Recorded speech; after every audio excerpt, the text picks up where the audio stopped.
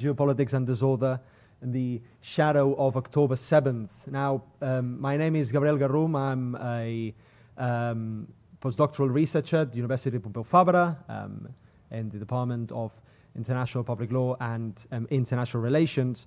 And as I said, it is actually a pleasure to be here with Simon and introduce him to all of you. Simon is a professor in international politics at Lancaster University.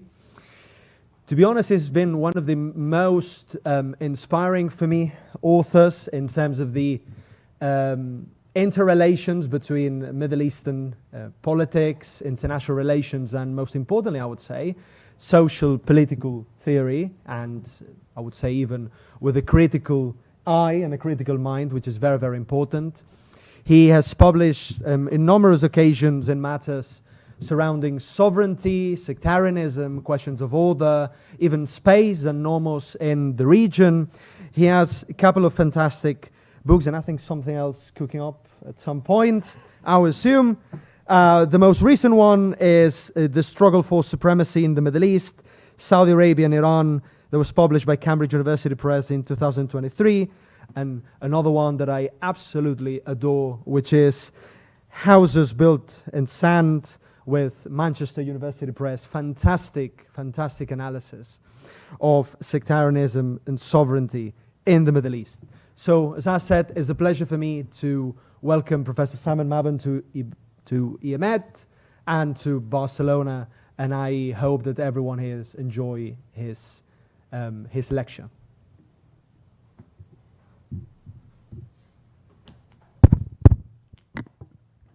Hello.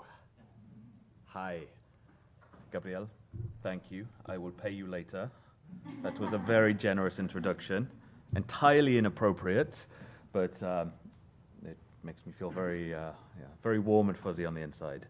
And if I may, Manchester is doing some great work. We have a wonderful book series, and there is a really spectacular book coming out in July, I believe. I forget the title. What's it called? Now I should pay you. Herbicide in Syria, a post-colonial understanding of civil war, hopefully July 2025 with Manchester University Press. So I turn the PhD nightmare into a proper monograph. And I've been involved in reading, reviewing, and it is spectacular. So make sure you get hold of a copy of that, please, because it will be a game changer. Okay. If I may, I will add a slight caveat to this talk. The last time I was in Barcelona was shortly after I had my house decorated in 2020. I've just had my house decorated. I'm back in Barcelona. And the last time I was here, a month afterwards, there was a global pandemic. I'm really hoping that that's not the sequence of events that happens again. Please. Please. There is enough going on in the world. Anyway, enough of the frivolities. Thank you so much for the invitation. Thank you for your patience with me. Thank you all for coming. It's wonderful to be here and to be discussing some things that I think are really important, some things that I don't necessarily have answers to, but I want to try and raise a few questions. And I'd be really keen to engage with you all on your interpretations of the questions that I'm posing. We're in a particularly precarious moment for all manner of reasons right now. And so I'm going to try and pose some questions about where the region is, where the region might be going, building on some of the work that I've been doing, some of the work that you've contributed to, I think, as well with Zepad, and try and really get to grips with some of these themes around sectarianism, geopolitics, and disorder. I'm going to do it through the medium of art and imagery, if I may, because that way you're looking at this stuff rather than me, which is always a bonus. The picture here is something that was done especially for the cover of the book that you kindly mentioned, Struggle for Supremacy. It's done by a young Egyptian artist by the name of Mariam Mabrouk. And I told her what the book was about. And I said, please, I love your work. It's spectacular. Go wild. And she did. This is the outcome of it. And I asked her to just sort of talk me through it. And she said she'd taken a map. She'd drawn a map. And then she'd inverted the map, and inverted the inversion, and inverted the inverted inversion, and so on and so on. And so all these lines are inversions of the type of borders, the type of claims to sovereignty, the claims of order and ordering that have been made across the region, with some squiggles that depict people. And I thought it was such a powerful image that I have to try and use it as often as I can, because it really gets to the heart of many of the things that we're talking about here, that there are visions of order at play in the region and in global politics more broadly. Those visions of order aren't necessarily always clear. They aren't necessarily always uncontested. Somehow, in the midst of all of this, people are situated. People operate in the context of many of these competing visions, claims to, and contested orderings. And before I move on to my next slide, I'll just highlight the importance of that by drawing on the work of Ibn Khaldun, who in the opening pages of the Muqaddimah talks about politics being fundamentally concerned with the survival of the species. And I think this idea that politics is about people is all too often forgotten. And so I'm just going to leave that hanging there for now. The very deliberate choice of word.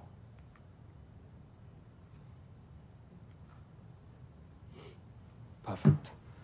Okay, so we have two bits of artwork here, and I realize I have a little quote that I need to have access to, and foolishly I'd forgotten to pull this up. These two bits of art are from the same, broadly speaking, the same era. They're from the early decades of the 20th century. They're both influenced by similar types of people.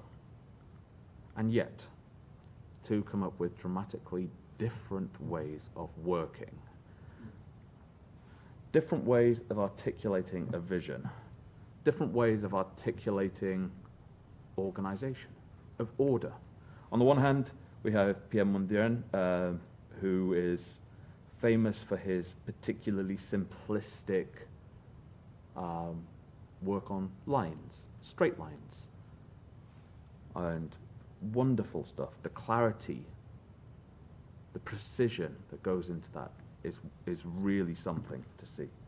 And on the other hand, we have a Turkish Iraqi feminist by the name of Faranisa Zaid, who was painting, as I say, at the same time. You got these two competing, these two contrasting images, influenced by, produced by people working at the same time, that are both orderly, that are both full of particular modes of patterns, of constructions, and yet are dramatically different. In Through the Looking Glass, and what Alice found there, it's going to take a turn, Gabrielle. It's going to go a little bit strange.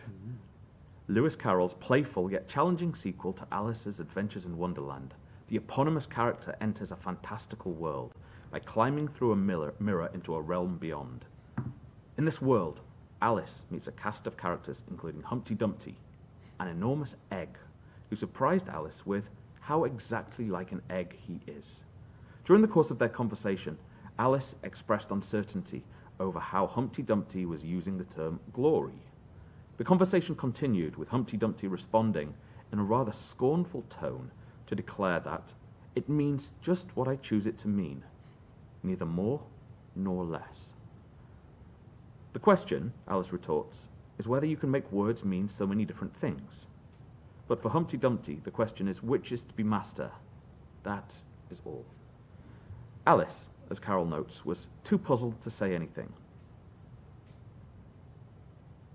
And I'm looking out here now and seeing some very puzzled faces. Why is he talking about a giant egg? And it's a fair question. But I think what Alice is dealing with with regard to these questions about words and meaning can be applied very, very easily to questions of sectarianism and questions of order. What is it that sectarianism means? Those of us that have sat in discussions and workshops and lectures and plenaries and meetings with various different types of officials will know that sectarianism kind of means whatever someone uses it wants it to mean, right? It can mean so many different things. Now, the book that you kindly alluded to is actually on sectarianism, trying to offer an articulation of what it means to when we talk about sectarianism in the contemporary world. And what I take it to mean is the process of setting life apart. Now that is very, very different to the Weberian model. It's very different to the traditional sort of theological underpinnings. So it's going back to making words mean what we want them to mean. Similarly, with order. What does order actually mean? I was very lucky to be involved in a project with Mark Lynch at POMEBS and some of the people in this room, looking at regional order and questions of regional order across the Middle East. And that had its roots again before, during, and after COVID. And what we did is we brought a bunch of people together to talk about order in the region. We didn't prescribe what order meant. And the intellectual outputs that we got that went into chapters of the book kind of differ like this. They are very, very different in terms of their articulation.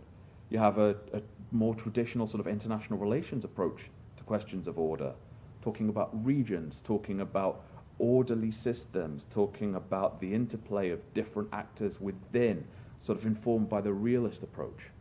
And then you have more spatial approaches, the articulation of meaning through the cultivation of space.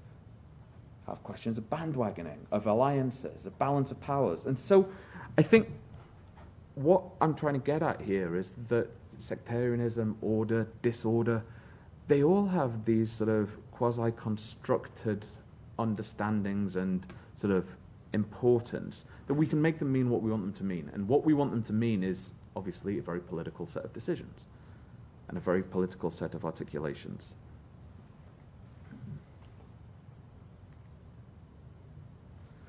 Now, if we were having this conversation 5 years ago, we'd have been talking about particular types of order, particular types of alliances that were at play. We'd have talked about the predominance of competing blocks of sect-based, geopolitically charged alliances, led by the Saudis on the one hand, on the Iranians, but on the other hand, with the Israelis and the Americans somewhere veering towards the Saudi side, but occasionally distancing themselves. So you have these sort of amorphous type of blocks. You have questions then about the role of religion as an ordering principle. To what extent were claims to religious legitimacy central in how life was ordered and organized? Now, across the past 20 years, religion and claims to religious legitimacy have been pretty important, albeit with a deeply politically charged dimension. We have analysis that starts to come out that says we can understand regional politics through 3 competing lenses. The first is to reduce everything to fundamental ancient hatreds. There's primordial difference between Sunni and Shia, a deeply problematic approach that for some reason still resonates, that still reverberates to this day, despite the work of many of us in this room to try and dispel it. The second is to say, look, religion doesn't matter. It's all about power politics. It's all about the accumulation of physical, material power. Religion doesn't matter. And again, that's problematic too. It says religion is just instrumentally used as a tool by those in positions of power. Again, disregarding the importance of faith, because faith matters. And then the third is a bit more of a sort of a halfway house, if you will. It says, look, religion matters, power matters. And what we need to do is contextualize this across time and space and say, okay, how does religion matter at a specific moment in time, and how is it being used by people in positions of power in pursuit of their own ends? So, broadly speaking, I think about 5 years ago, that would have been how we'd have led questions about order. How are we understanding it on the basis of competition between these different types of actors, these different types of loose alliances, these different types of blocks? And what does that mean for violence in Syria, in Yemen, in Iraq, in Libya, etc., etc., etc.?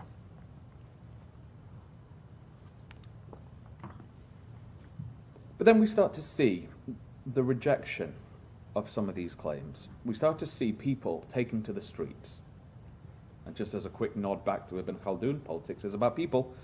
So we see late 2019, the protest movements breaking out in Lebanon and Iraq. Huge numbers taking to the streets. Kallon yani kallon. Nurid watan. We want a homeland. All of them means all of them. Really calling for fundamental existential change in the way that politics was ordered. And what this did was it opened up a new line, a new form of competition and contestation between rulers and ruled. And this was something that I explored quite a lot in Houses Built on Sand, suggesting that we needed to look more at that type of dynamic, that type of power relationship that would allow us to look at things in a more nuanced, more systematic way. So 2019 happens, you start to see people taken to the streets, you start to see sectarian parties, Hezbollah, the Hashd al-Shabi, and various others in Iraq and Lebanon, pushing back, using violence against the protesters in a way of trying to retain what Bas el-Saluk terms the sectarian citadel. And ultimately they do, partly through COVID, partly through sheer coercive force.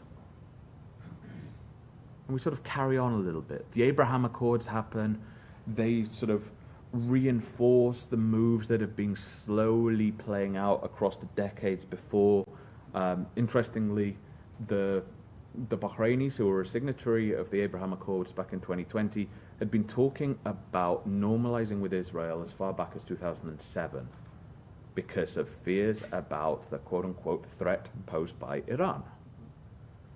Now, when COVID hit, and we were having this conversation earlier, COVID hit in Bahrain, like everywhere else, and the Bahrainis were very quick to say, look, COVID is here in Bahrain because of people who've been to Iran. So again, drawing on this easy to securitize narrative.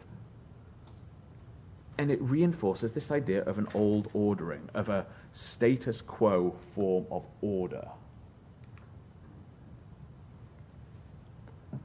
So that's kind of the situation that we're in. Sort of the lines are there. It's more Mondrian than Faranisa Zaid, let's say. It's easier to identify, to ascertain, although there is fuzziness, there's a contestation. And then October 7 happens.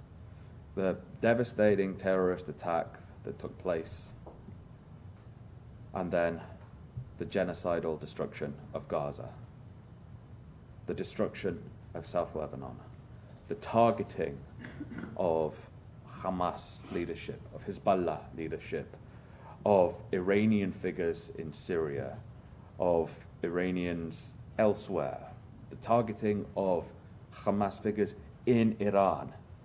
And we start to see the very foundations of that order starting to shake. Now here, if I may, I'm going to go back to the book I mentioned with Mark Lynch on order, which is coming out with Edinburgh in May, which is very exciting. And Edward, who is here, has a chapter with Rafaela and Hella Malmvik that talks about change. And I think it's important that I mention this right now, because with everything that happens with October 7, the destruction of Gaza, the destruction of South Lebanon, the destruction, question mark, of Hezbollah, people start pointing to a new order emerging. But, and this is a point that your chapter makes really well, to what extent are we dealing with a change in order or a change of order? Are we dealing with something that is fundamentally new, as in a new way of doing politics and a new way of doing geopolitics, or are we dealing with a change in the building blocks of what is happening at present? And for a more nuanced and appropriate take, I'd urge you to read Edward's chapter. I have not done it justice, but I think it's a really valid question. And I think my answer to the question that you're sort of posing there is, we're stuck in between. We're in an interregnum. The old order is dying, but the new order has not emerged as yet. And I think we can see that when we look across the region. We can see that in all of the cases that we've seen this devastating violence. What is going to happen in Gaza? What is the reconstruction plan? What are the questions that are being asked of constitutional lawyers, for example, in terms of a day after political system? What are the Israelis going to agree to? What are the Americans going to agree to? Well, we don't know. And yet, it's very difficult to go back to what was there before. So we're in this sort of, this period, this interregnum. We've seen the destruction of the Hezbollah leadership through the pager attacks, through the targeted strikes, through the general destruction and evisceration of the upper echelons of the group's leadership, the charismatic figures offering an ideological and political vision for the Party of God. And yet, even that isn't as clear-cut as some may have you believe. People close to Hezbollah are asking, what's happened to the weapons? What's happened to the larger, and I'll add a caveat here, I am not a weapons expert, the higher caliber, the more devastating types of missiles that everybody knew Hezbollah had, but weren't used. So they must still be there somewhere. Why didn't they use them? That has eroded some of the capital that Hezbollah has. Because when South Lebanon was on the ropes, Hezbollah didn't do anything that it could have done, or didn't do as much as it perhaps could have done. Now, is that a political choice, knowing full well that if it launched these more deadly weapons, that the bombardment would have been far, far worse? Or does it point to an inherent weakness in Hezbollah? So you've got a question mark there. But on the flip side, you've also got a shift in the way that Hezbollah has been viewed across Lebanon. In the sense that many who were critical of Hezbollah, many people who took part in the 2019 protests, many people who were calling for a very end to the sectarian system, all of them means all of them, including Hezbollah. When everything happened with October 7, when everything was happening with the destruction of South Lebanon, with the bombing of Dahia, people who'd been explicitly critical of Hezbollah started to turn to them and say, thank you for supporting us. Thank you for standing up for the people of Gaza and for the people of Lebanon. So there was a bit of a transformation in the way that Hezbollah was being viewed in Lebanon. So again, the lines are getting fuzzier. It's getting more and more unclear here as to what is happening. What's going to happen with the reconstruction of Dahia? Well, we know that in 2006 it cost billions of dollars, partly provided by the Iranians, partly provided by the Saudis in a form of geopolitically charged competition. Where that money's going to come from now, I don't know. If only we had an urban planner or someone with an urban planning qualification on the panel, might be able to offer a bit of light on that. But the question marks remain there, I think. Similarly, with the Houthis, a deeply intolerant, hugely unpopular group in Yemen. Some of the most vitriolic condemnation of the Houthis has been from my Yemeni friends, which isn't surprising. Similarly, actually, some of the most vitriolic condemnation of Hamas has been from my Palestinian friends. So again, it's not all that surprising, I don't think. But the Houthis have garnered a huge amount of popularity and support by virtue of standing up, in their words, against Israel, against America, standing up for the Palestinian cause. So again, those lines of inclusion and exclusion, those lines that have been sort of crystallized, or that had been crystallized, are starting to fray. They're starting to break down. It's not as clear as it once was what all of this means. What all of this means normatively in terms of the values. What it all means in terms of the sort of the coercive dimensions of order.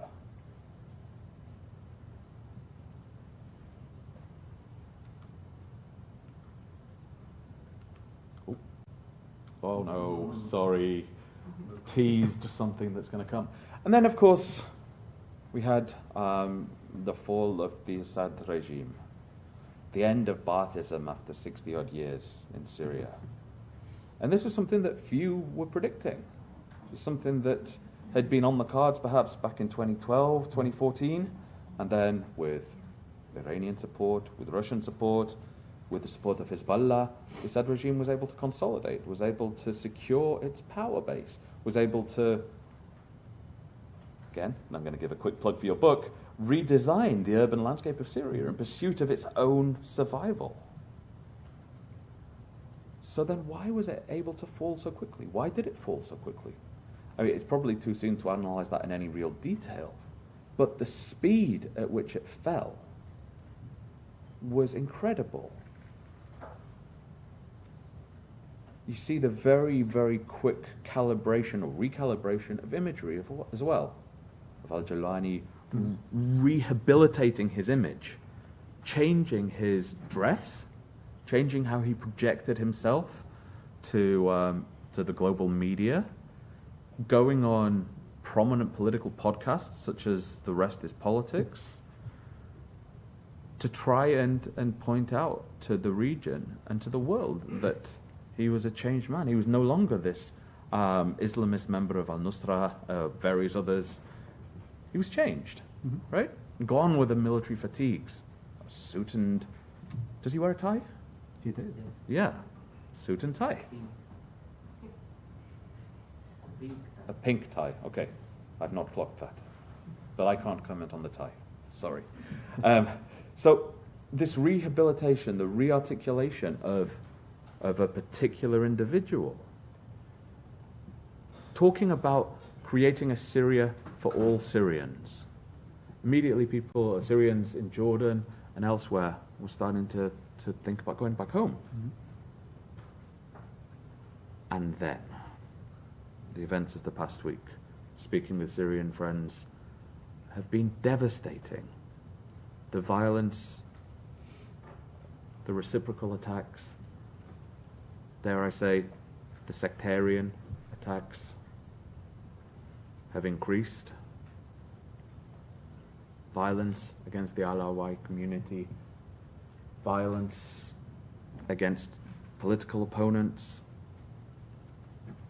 has increased dramatically, creating a climate of fear, creating a situation where Syrians, former supporters of the Assad regime perhaps, former members of the Alawi community, have rushed to the Russian base in Latakia for protection. What does that tell us about order? There was a moment of hope back in December, and I remember speaking to Syrian friends, so optimistic about the future. People could go home after a decade of not being able to because of the oppression, of the violence. The horrors of Assad's prisons were being revealed. That was 2 months ago. We're a long way from there now. And so the recalibration, the reverberations of a particular moment are pretty severe and are continuing to be felt. It's not very clear to me whether we are in a new period, whether we've gone back to the old period and the cards have just been flipped over like we saw post-2003 in Iraq. My fear is that's the case.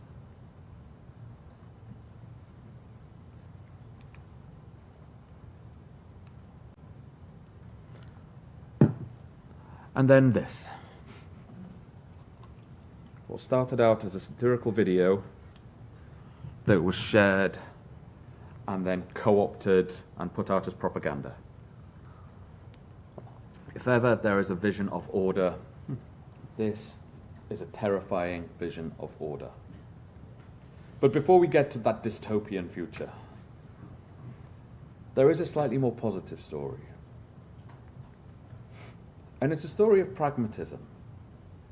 Because the other shift in regional politics that we've seen across the past 2 years formally, but maybe 3-4 years informally, is an acceptance that ideological tensions, geopolitically charged ideological division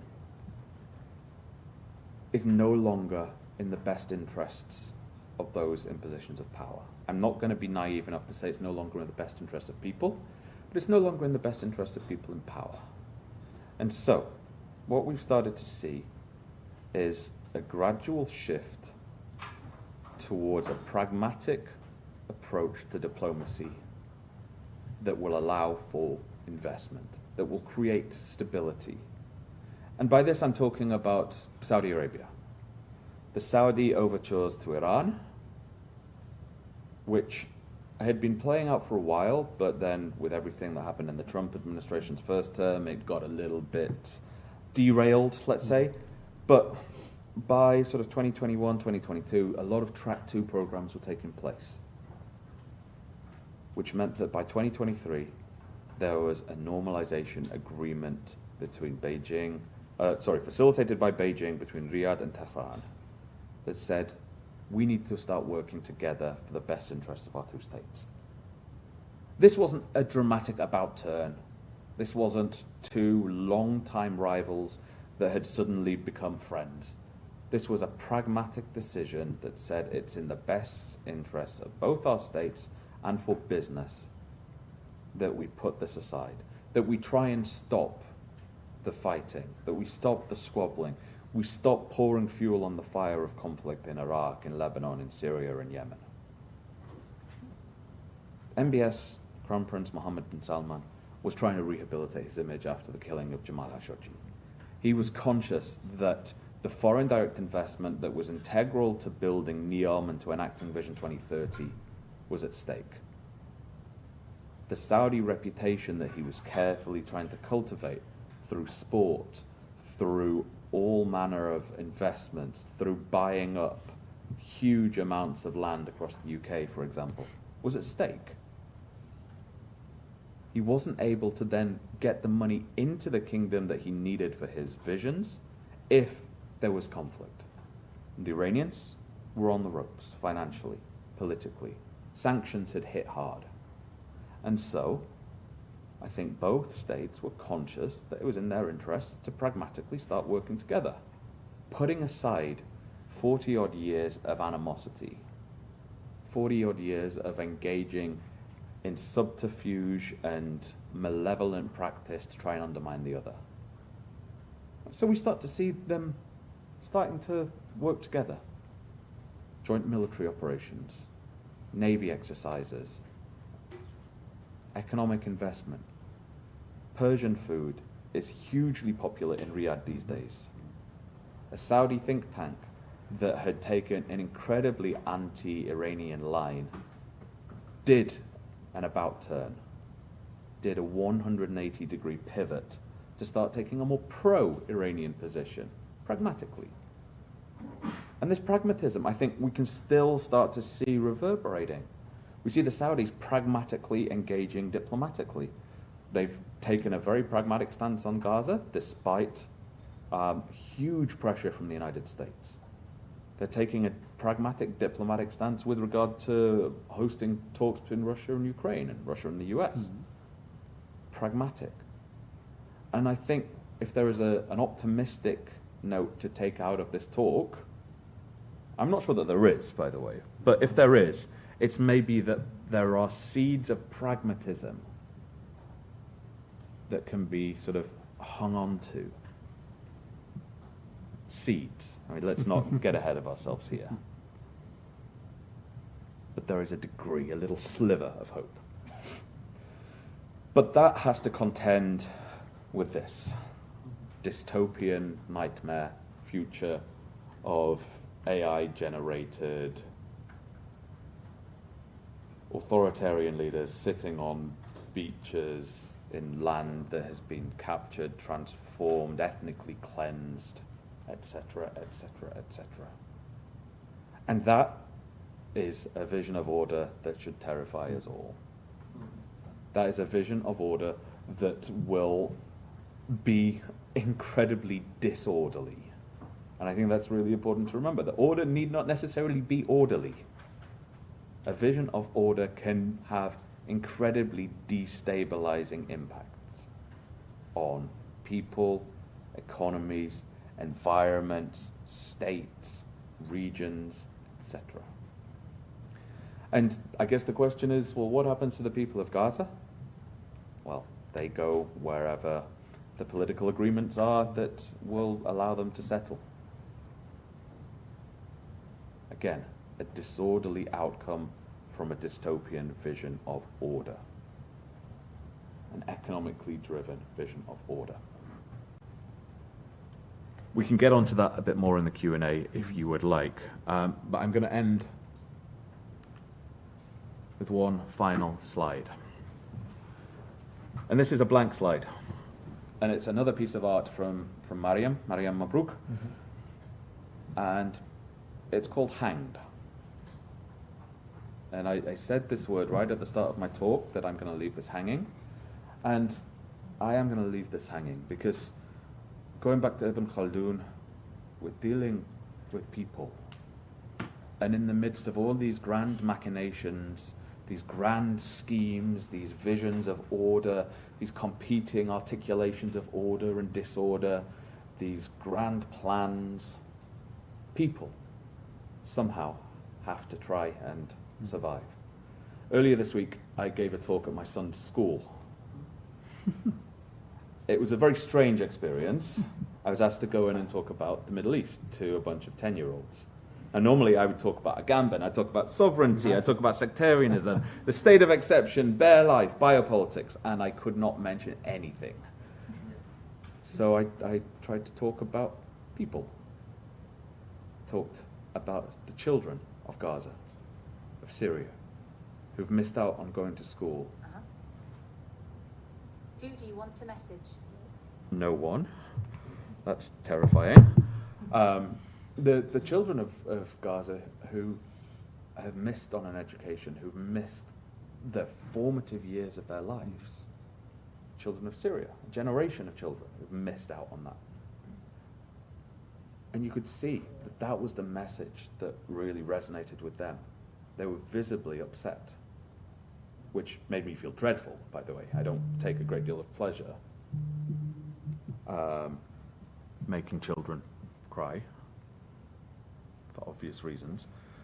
But I think it just gets at this point that politics is about people, and that it's all too easy for us to sit here and be terrified by Trump's AI dystopia and forget about the children who can't go to school, who can't get medical care, who can't get a hug from their parents, who can't go and play football with their friends because of these devastating visions of order and disorder that have destroyed so many lives. I'm going to leave it there, I think, if that's okay. Absolutely. Thank you. Amazing.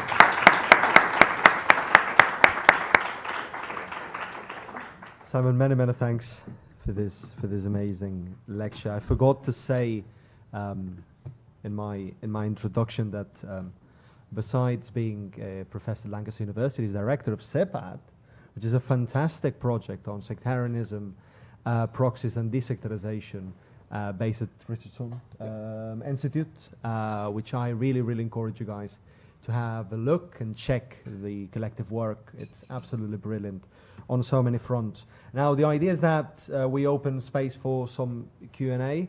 I will not take the prerogative. I will open properly. And then if we have time, then I'll throw mine. So please, anyone who has a question, something, to mention a doubt? I think I've depressed Curiosity. everyone. Nothing.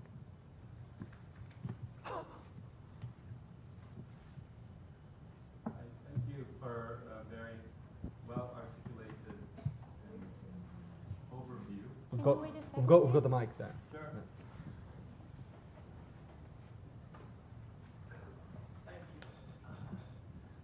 Thank you for this well-articulated overview of the events of the past few years.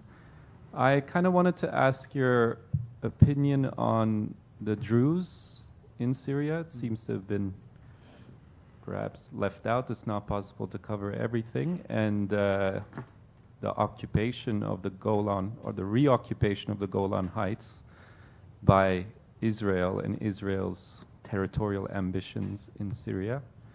And a second question is in regards to Lebanon, and I was surprised to hear your analysis that people were maybe more pro-Hezbollah than when the anti-sectarian mobilization happened. Because, I mean, I'm sure it's not covering everyone in the society, but I also heard that some people were blaming Hezbollah for getting involved in the war in Gaza and bringing violence to Lebanon. And I don't know, some Lebanese Christian friends especially who, notoriously despise Hezbollah have, had lots of words of anger for both Israel and Hezbollah during this period. So could you perhaps dig into that complexity? Thank you. Sure. Should we collect some more? Yeah.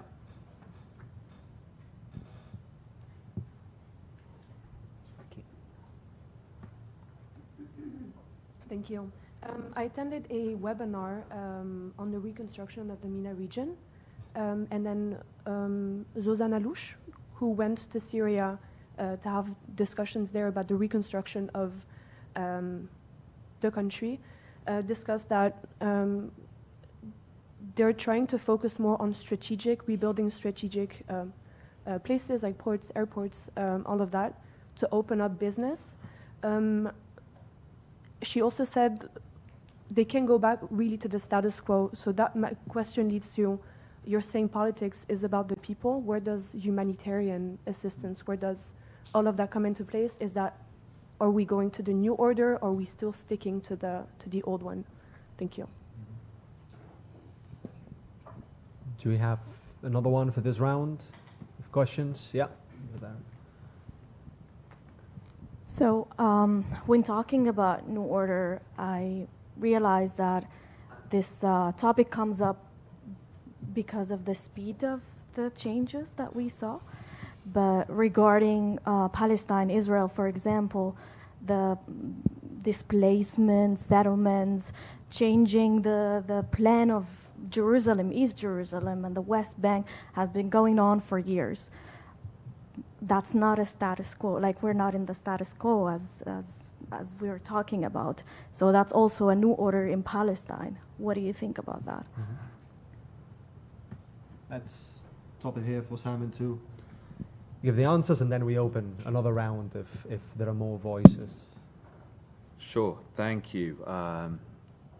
Really great questions. Again, I'm going to caveat this and say, look, I don't have answers to all of these things. These are live issues. So I will share my thoughts, and I'd be happy to discuss further as and when, if any of you wish. I do have an answer, I think a clearer answer for your question, if I may. And I think I agree with everything that you've said, apart from the idea that this is the status quo. That things are changing. No. The only thing that's changing is the speed that it's happening. The speed of the violence, the intensity of the violence in Gaza, the intensity of the violence in the West Bank. But the nature of the occupation has remained, pretty constant. Expanding. The status quo is not static, but it's an expansion into. That would be my reading of the status quo. An expansion into the West Bank, and the speed of that expansion is changing. But I've been going there for too many years. And you see the expansion of the settlements. You don't see anything necessarily new other than the continued expansion into indigenous Palestinian villages, homes, farmland, etc.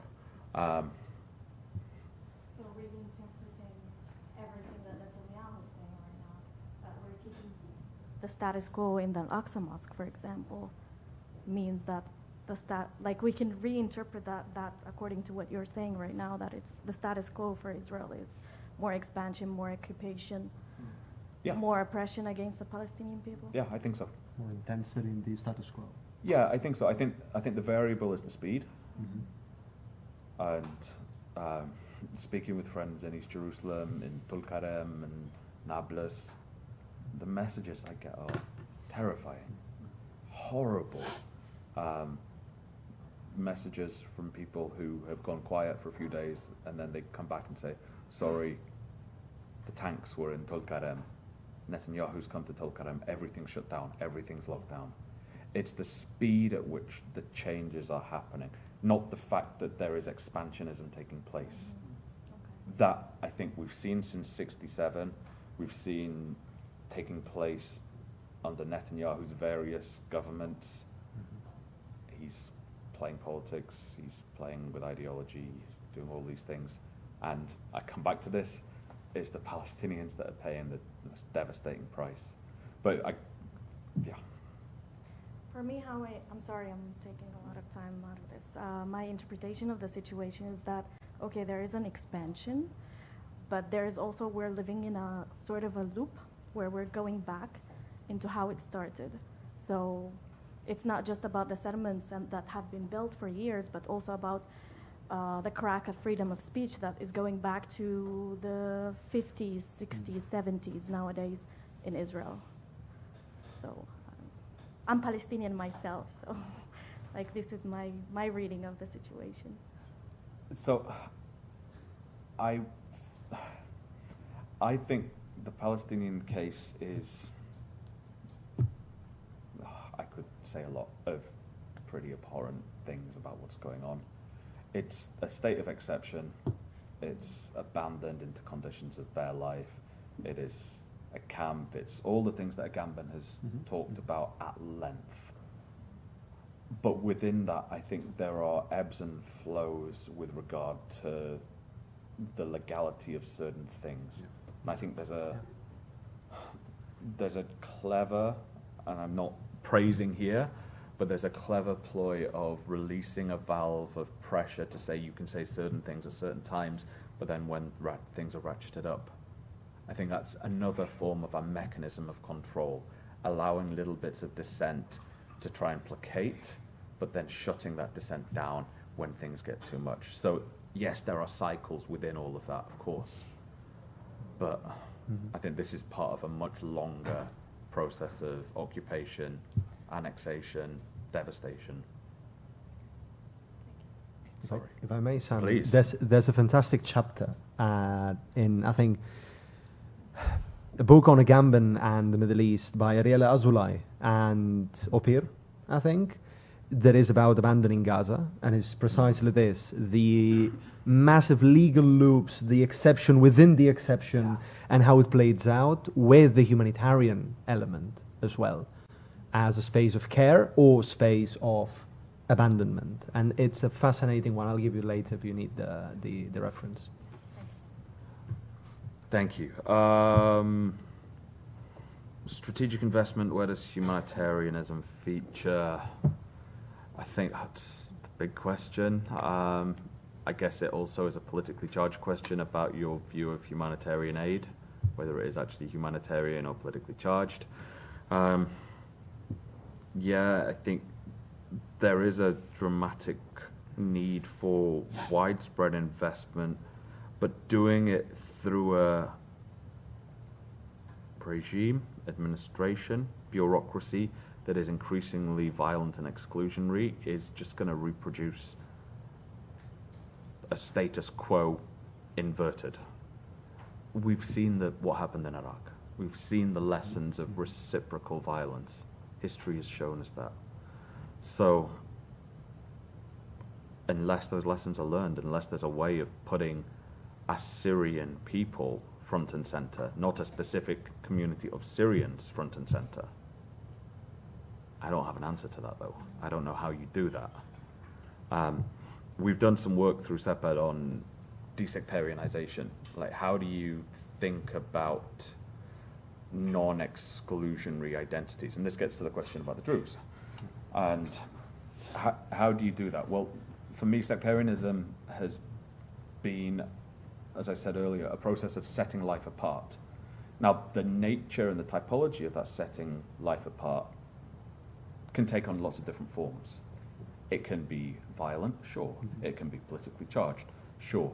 It can be as basic as, how do I phrase this carefully? Going into a similar type of event in Madrid, wearing a Barcelona t-shirt, right?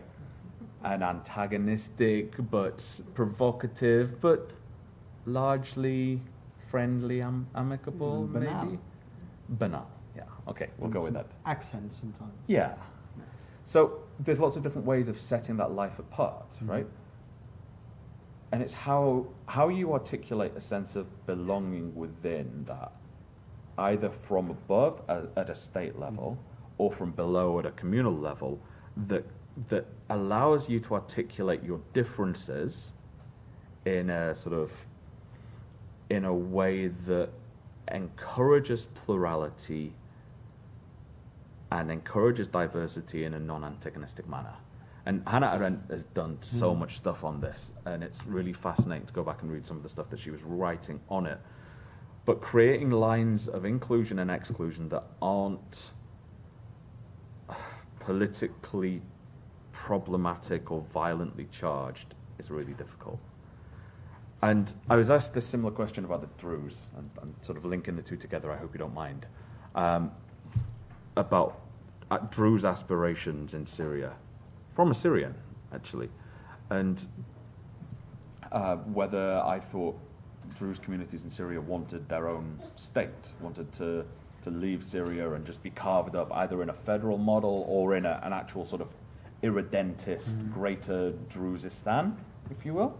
I don't know what you'd call that really, but and I said no, because I think that there is I stand to be corrected, but there is a sense of being both Druze and Syrian, right?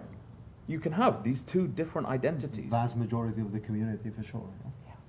Right? They can be in tandem, right? At times, one is sort of prioritized over another, but that's a constant sort of fluid dialectic that's in relation with one another. So I think that it's possible to do it, and I'm sort of losing my track here, but it's possible to do it in such a way that isn't antagonistic, but it's difficult to do it. And it's even more difficult when those identities are being geopolitically sectarianized, either by members of the same sect or by other actors with territorial aspirations, geopolitical aspirations. And my reading is that there's an attempt by some to draw or to use the Druze question to create, be it a buffer zone, whatever you want to call it, between Damascus and Israel. Whether that's, I don't know, but that would be, I think, one of the things that has been discussed. I'll point you in the direction of someone who's far better qualified than me to talk about this, and that's Maria Castrenau, who's done, she's an anthropologist who's spent so much time in the Golan working with Druze communities. Her book is excellent. I can give you the reference if you'd like. She's really great. In terms of Lebanon, yeah, I think you're right, and I think there's more work that needs to be done looking at which communities were supportive of Hezbollah and which communities weren't. Because aside from the sort of the anecdotal discussions that I've had with friends and others, there were some prominent Sunni militia leaders who came out and declared their support for Hezbollah against Israel, right? So at that point, you've got these two groups that were violently opposed to one another, that had been, sure, collaborating politically in the power sharing agreement, but were fundamentally at odds with one another and had been for decades, supporting one another because of the external threat, which is that identity thing once again. But then you have Christian communities who were condemning. So there's definitely more work that needs to be done to say, why did some communities, and particular communities, reject Hezbollah's actions? And I can completely understand it because the devastation was widespread. And then why did some say, well, actually, you're at the vanguard of the protection of the Lebanese state? And that's where it's actually really interesting to think about the rhetoric that's been used by Israeli military officials who were trying to equate Lebanon with Shiism, which is a really dangerous thing to do, of course. But in doing that, it was either trying to bait the whole of Lebanon into a conflict, or it was trying to carve Hezbollah off from the rest of the Lebanese society.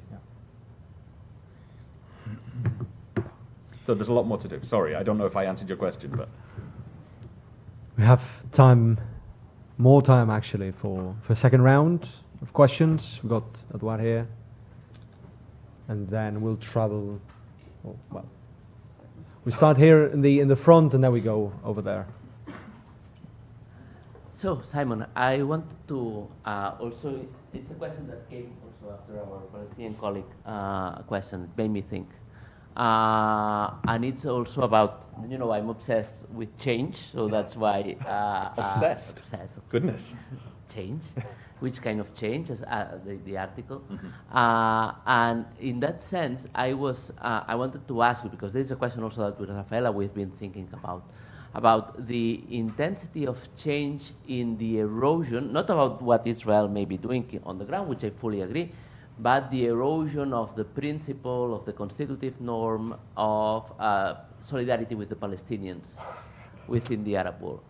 Because the fact, to me, it was surprising to see that not even a slight downgrading of the relationships. We've seen those that had already established relationships with Israel. We've seen Israel downgrading relations with other countries around the world, including Spain, but not with the, or the fact that it's a non-Arab states like South Africa taking the lead. Which in a way, in my mind, what I'm thinking is that the extent to which, and what does it mean for the regional order, that the Palestinian issue that had been so central is less of an Arab issue and more of a humanitarian global affair at this moment. It's more at the center of international discussions about international order than it is about the... So I wanted to share this thought that you made me think about, if you wanted to react.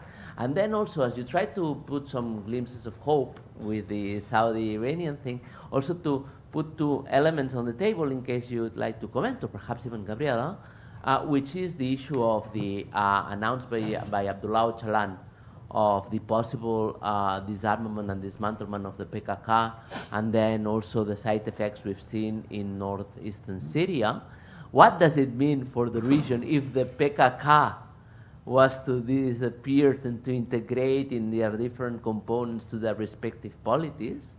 I mean, and then to elaborate on what it would mean. And then the other one is about whether you assess positively, as many of my Lebanese friends do, and the level of hope regarding the new government in Lebanon and the person of the prime minister and the possibility of political forces very far away to at least give him the benefit of the doubt. I know it's not a big power. Lebanon is not a big power, but could it set the example for something else? Great.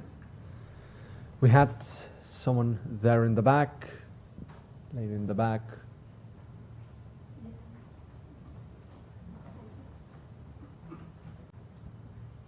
Thank you very much, Simon. Coming from the region, I found what you said very inspiring, but I disagree with you on several points, to be honest. The first one is the rapprochement between Saudis and the Iranian. I think it was in place because of the fear of Saudi Arabia from Iran. We know as Lebanese that now we have many conditions to be supported by the Gulf countries, that we disarm Hezbollah, and no money will come to Lebanon for the reconstruction of the country without this condition. So the Gulf countries are within this line. And the second, I disagree also mentioning some people from the Sunni community to be supportive to Hezbollah. Those were supported by Hezbollah in order to create a divide within the Sunni community, but the main faces of the Sunni communities are against Hezbollah in the last war.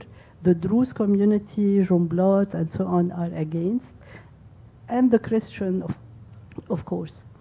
And the third point is the new order. I think there is a new order in the making, which is the Israeli and the American one, which is also the Abraham Accords.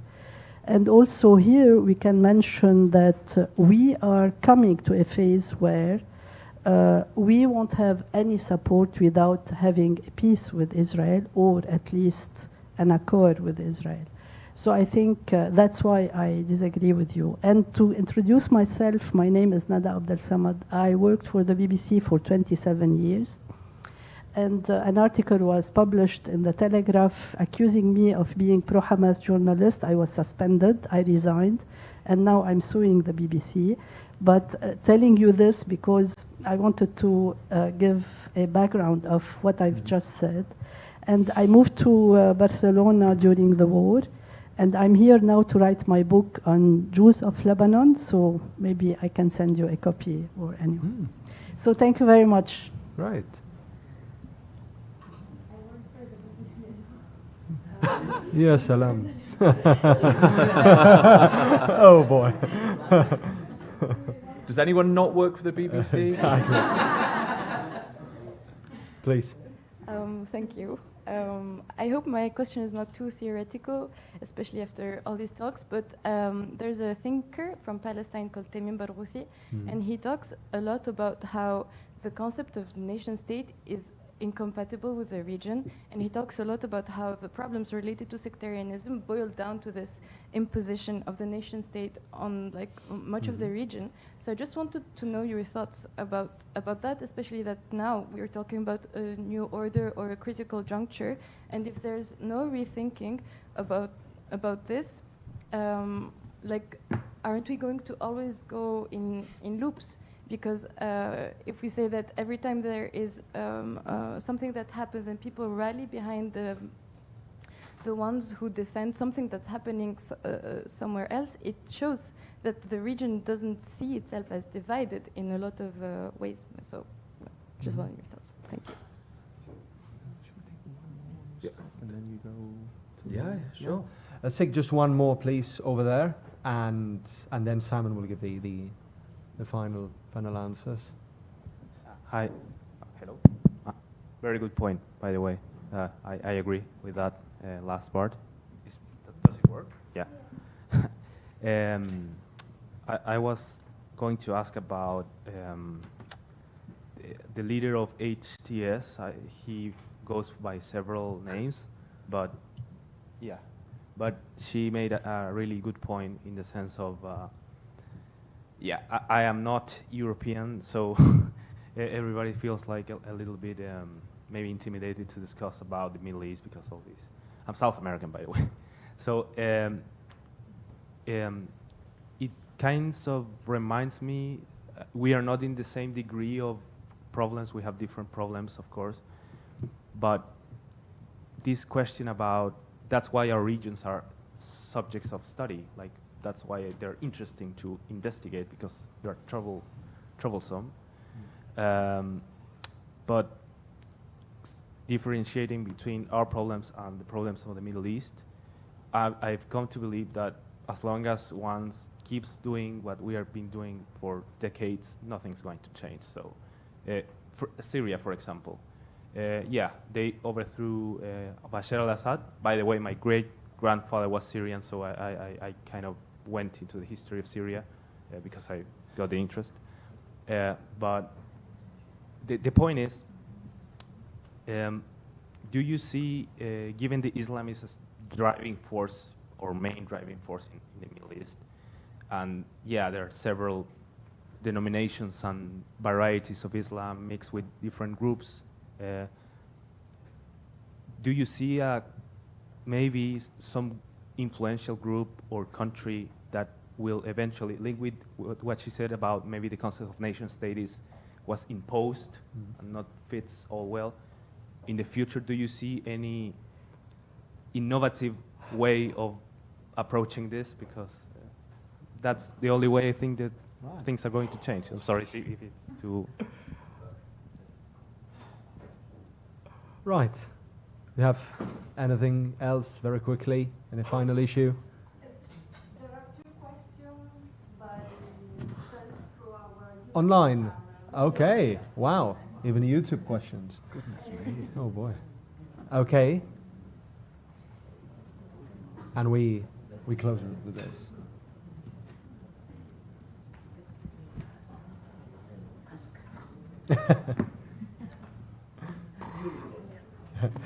Elon says.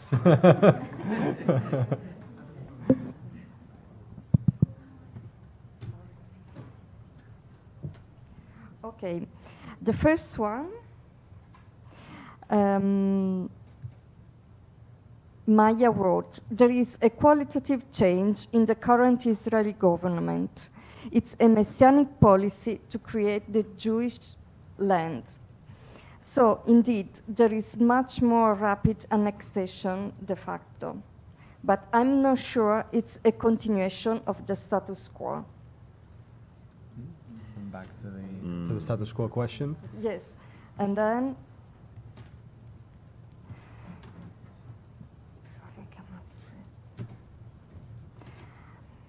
I have a question. Okay, Nuria, how do you see the role of Europe and the US in the increasing of sectarianism in the Middle East and the prevention of conflict transformation in the region? Easy questions, all of them. Simon, the floor is yours. Do whatever you want. Right, well, Go ahead. I'm going to go. Go ahead. Feel free. Could I just say thank you so much?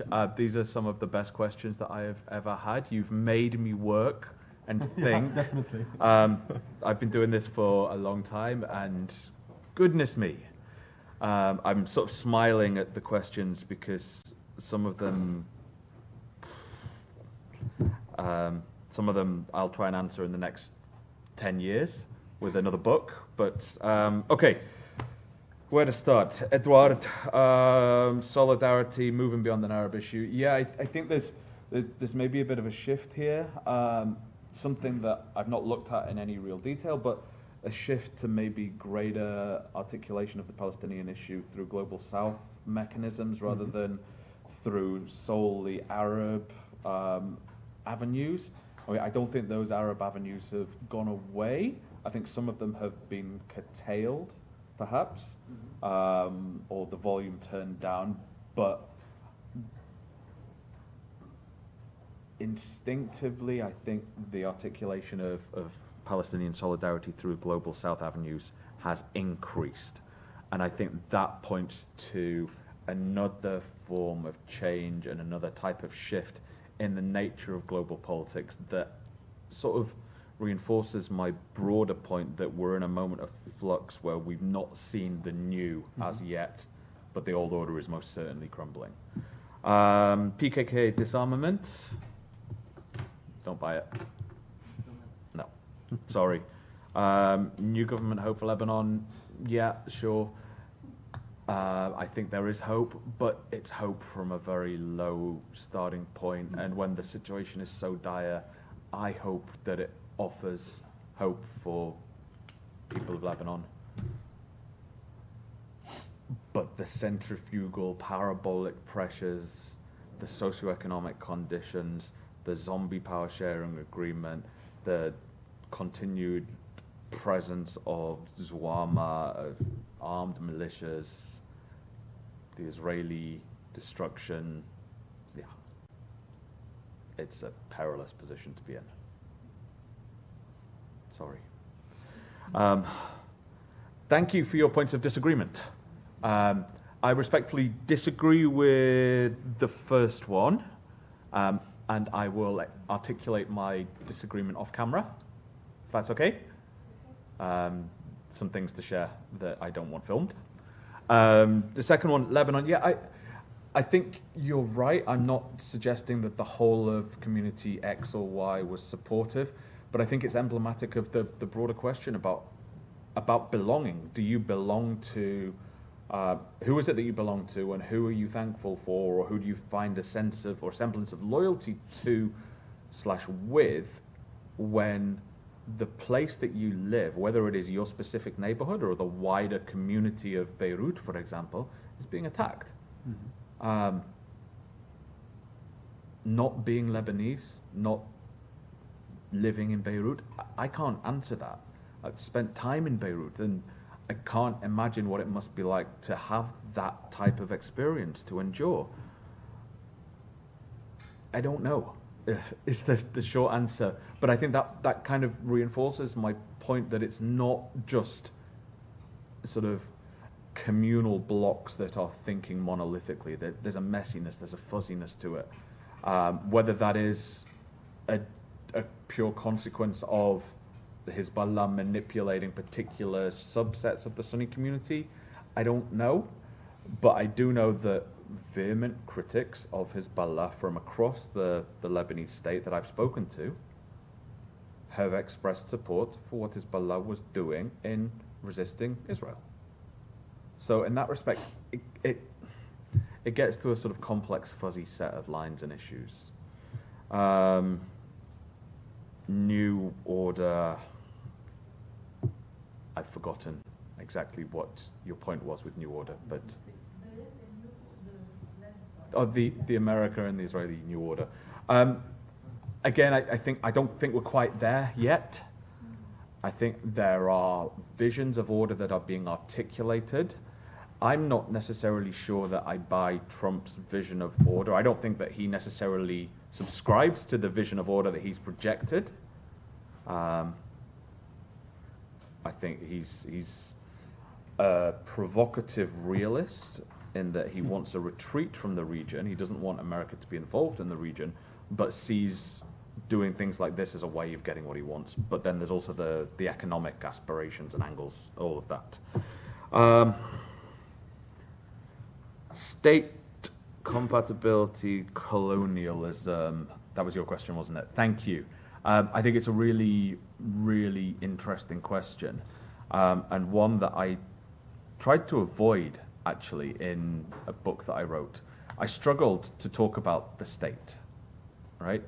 And I thought that the multiple forms of engagement with the state across the region kind of make talking about a state deeply problematic and deeply flawed. And I know there's been a number of books published recently on the quote-unquote Arab state or the Middle Eastern state. I think they're equally problematic to take this particular conceptual lens and apply it. And so what I tried to do is I shifted away from that to look at sovereignty and the articulation of a relationship between rulers and ruled. And I used the Gambin's work. And I thought that in all these different cases, whether there is a relationship between a citizen and a ruler, or a non-citizen, an expatriate, a migrant worker, whatever type of label you choose to use, there is a power dynamic at play. And that power dynamic is captured by a sovereign relationship. So that's why I sort of tend to move away from looking at states, because I think the state is a deeply problematic way of looking at a particular territorial body, which I realize makes me a bit of an outlier with that. The colonial residue of all of this, of course, is huge, and that colonial residue is in the very articulation of the state, but it's also in the very performance of sovereign power. And so many of the Israeli laws that have been used to create states of exception, to suspend the law, have been predicated on British mandatory law. So that sort of colonial legacy, that colonial residue continues to be felt. Now, sorry? Ottoman too. And Ottoman, yes, exactly. Sorry, as a Brit, I'm a little bit focused on the many devastating things that my country has done. And this is where it gets maybe a little bit controversial. A book that I'm starting to think through writing. I'm sort of jumping questions here. I hope you forgive me. You were talking about a similar type of set of issues with regard to the state and sort of colonialism. And I think one of the things that I started to read last summer was a lot of the post-colonial literature on statehood and post-colonial literature on sovereignty, and some of the work by the likes of Partha Chatterjee and others. And there's a sort of a self-colonization at play here in some respects. And this is not me saying this, I'm conscious of that. Chatterjee's work on self-colonization is incendiary in many ways, because he talks about the ways in which elites have sort of co-opted the colonial model of a state in pursuit of their own self-interest. And so they've bought into the very colonial project because it allows them to do what they wanted to do in terms of the acquisition of power. And I think we can see that playing out in a lot of contexts that we've been interested in. And I think it's a bit of a dangerous thing to be saying and a problematic thing to say. But you're shaking your head? You're nodding? No, Okay, thank you. Phew. But I think there's something there that the concept of the state is colonial. Of course it is. But then it's also been co-opted by and used by a whole host of different actors who have sought to use it and mobilize it for their own ends. Now, what you do with that, I don't know as yet. That's maybe the purpose of the next book. So maybe if I come back in 5 years' time, I'll have a better answer. Okay, the YouTube questions. Continuation of the status quo. I think it depends on the vision of the status quo. And I'll go back to the earlier comment from one of the many BBC journalists in the room about the West Bank and about East Jerusalem. And my reading of it is it is a continuation of the status quo. It's just an accelerated status quo. And it's an accelerated status quo at scale. Again, maybe there is this interregnum period, the likes of the particularly unpleasant right wing for Israeli Knesset standards, Ben Gvir, Smotrich, etc., arming settlers, expansionists, control of territories from X to Y. That maybe points to a new status quo. But for now, I think we're in this point where it's a continuation of the status quo. If there is a formal resettling of Gaza, that maybe is a new status quo. I don't know.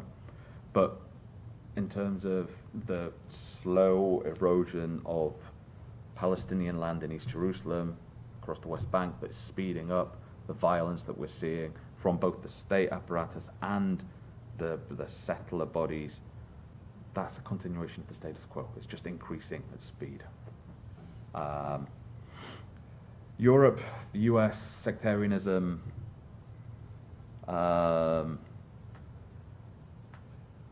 I don't know how to talk about Europe in Europe as a Brit anymore.